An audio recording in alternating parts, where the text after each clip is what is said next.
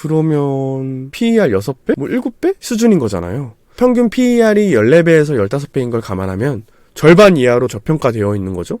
이거 조금만 사람들이 관심을 가지고 밸류를 쳐줘도 이거 5천억 이상은 충분히 가능한 그림이 나올 것 같은데요.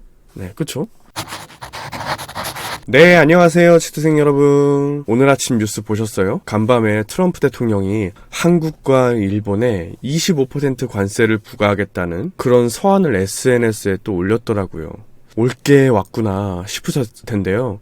이번에는 다행히 8월 1일부터 적용 예정이라고 하네요. 뭐 바로 현실화된 건 아니고 한국 정부도 협상 여지가 있다고 밝힌 만큼 불확실성을 어느 정도 덜어준 게 아닐까? 그런 생각도 들어요. 그리고 지난주에 중요한 뉴스가 또 하나 있었더라고요. 바로 7월 4일 저녁에 31.8조 원 규모의 2차 추경안이 통과되었더라고요. 우리는 돈의 흐름을 보는 투자자잖아요.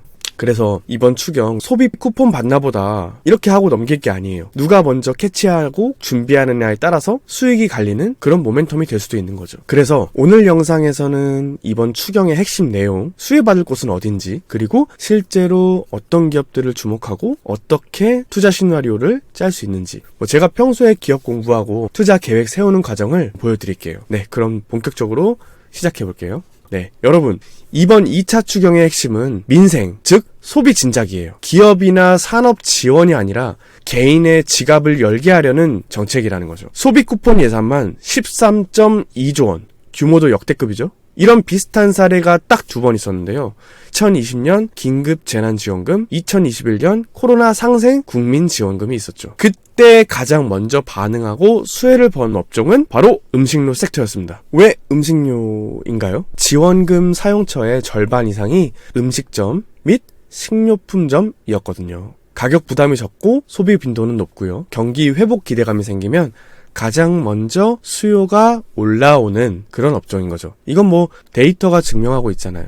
이번에는 단순히 정책뿐만 아니라 환경 자체가 음식료 섹터에 좀 우호적이에요. 첫 번째로 금리 인하. 실제로 과거 금리 인하 시기에 음식료 지출만 15% 증가했을 만큼 체감 소비가 좀 빨랐죠. 두 번째로는 곡물, 원자재 가격 하락.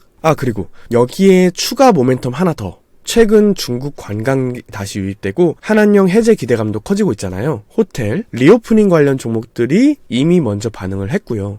내수 소비에 중국 수요까지 더해진다면 음식료처럼 내수 중심 소비재는 직접적인 수혜를 받을 수도 있겠죠. 정리하면 지금 음식료 섹터는 정책, 소비 심리, 수요 증가, 원가 개선, 중국 리오프닝 수혜까지 좀 그런 조건들이 맞아 떨어지는 느낌이죠. 그래서 오늘은 이런 배경 속에서 제가 공부해온 기업 한 가지를 소개해드리려고 해요. 그 전에 여러분 좋아요 한번 눌러주시면 감사하겠습니다. 이번 추경에 실질적으로 실적이 그럼 받쳐줄 수 있는 기업은 누굴까? 여기서 저는 교촌 F&B를 좀 주목을 했는데요. 뭐야? 뭔 치킨? 왜 하필 교촌이냐? 그 얘기 말씀드려볼게요. 먼저 이번 민생 쿠폰은 백화점이나 대형 유통 매장에서는 사용이 안 되잖아요. 지역 식당, 프랜차이즈 가맹점 이런 데서만 사용이 가능하단 말이에요. 그리고 외식 중에 국민 음식 1순위 뭐죠? 바로 치킨이죠. 어제 저는 치킨을 먹었는데요. 네.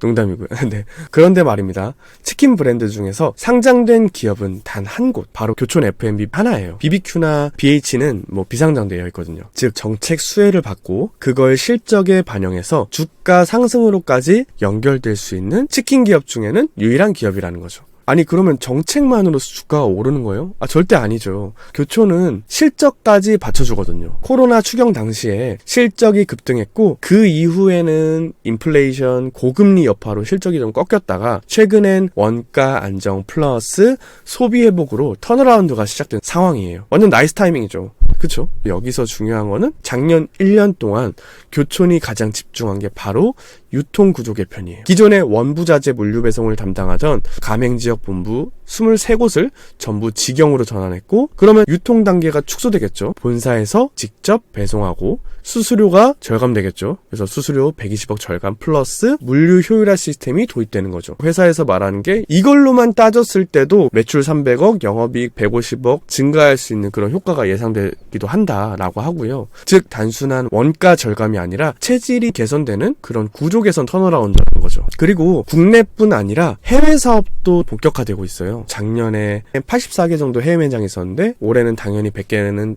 넘길 거고요. 그리고 매년 20-30개씩 늘리면서 장기적으로는 400개에서 500개까지 목표를 하고 있다. 특히 80조 규모의 미국 시장도 진출을 예정이다. 여기서 중요한 건 마스터 프랜차이즈 모델이라는 거예요. 직접 돈 써서 진출하는 게 아니라 현지 기업에 브랜드만 넘기고 수수료만 받는 구조. 저비용 고수익 모델이죠. 굉장히 안정적인 거죠. 그리고 교촌은 배당도 잘 줘요. 올해 배당이 65억이었고 배당 수익률은 약 4%. 실적 증가 시 배당 성향도 확대되겠죠. 가장 중요한 거.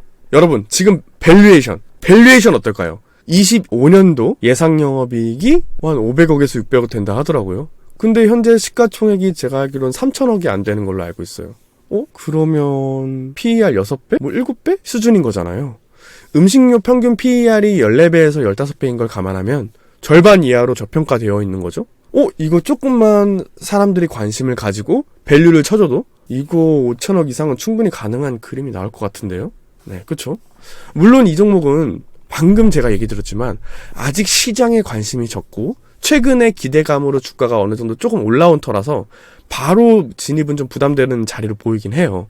그래서 5천원대 초반이 오면 눌림에서 조금씩 모아가는 전략은 괜찮은 것 같아요. 그리고 단기적으로 볼 때 소비 쿠폰 발행될 때가 7월 21일이니까 왠지 그 전후로 교촌 F&B가 한번 주목을 받지 않을까 싶은 생각도 들어요. 그래서 눌림에 조금 분할로 매수해줬다가 그런 이슈로 주목을 받아서 단기 스윙 측면에서는 상승이 나올 때 저항해서 청산하거나 이렇게 해볼 수 있을 것 같고요. 난 조금 길게 끌고 가볼래 라고 하면은 조금 익절했다가 그런 이슈가 스멀스멀해져서 좀 눌렸을 때 그럴 때 모아갔다가 3분기 실적 발표가 컨센보다 높게 나올 가능성이 높기 때문에 10월까지도 괜찮을 수 있는 요소가 존재하는 것이죠. 이게 지금 제가 교촌 F&B를 바라보는 제 시나리오예요. 네. 이번 추경의 가장 직접적인 수혜는 코나이 같은 지역 카페 아니야? 라고 하실 수도 있지만 근데 이미 밸류가 충분히 선반영된 상태예요. 이미 시총 1조까지 올랐는데요. 그래서 오늘 영상에서는 정책 모멘텀이 나왔을 때 어떤 섹터와 기업을 어떻게 선별하는지 시나리오는 어떻게 세우는지 그 과정을 좀 나눠드렸어요. 투자는 매번 다른 상황들이 펼쳐지긴 하지만 기준과 시나리오를 갖고 있는 사람은 덜 흔들리죠. 그래서 오늘 영상이 여러분들의 기준을 잡는데 조금이나마 도움이 되었기를 바랍니다. 그리고 다음 영상에서는 아까 제가 살짝 언급을 했는데 내수 소비와 중국 수요 증가 흐름 속에서 아직 본격적으로 반영되지 않은 기업 바로 DL을 중심으로 다뤄보려 합니다. 오늘 다루기엔 시간이 너무 길어질 것 같아서 따로 한 편으로 준비를 해볼게요. 그리고 여러분 영상에서 제가 쓰는 용어나 개념이 좀 어려우실 수 있어서 자료실 링크를 적어두었는데요. 궁금한 부분이 있으시면 이 링크를 통해서 좀 참고를 해보시고 도움이 되셨으면 좋겠습니다. 오늘도 시청해주셔서 감사합니다. 네, 좋아요와 구독은 큰 힘이 됩니다. 다음 영상에서 뵐게요. 안녕.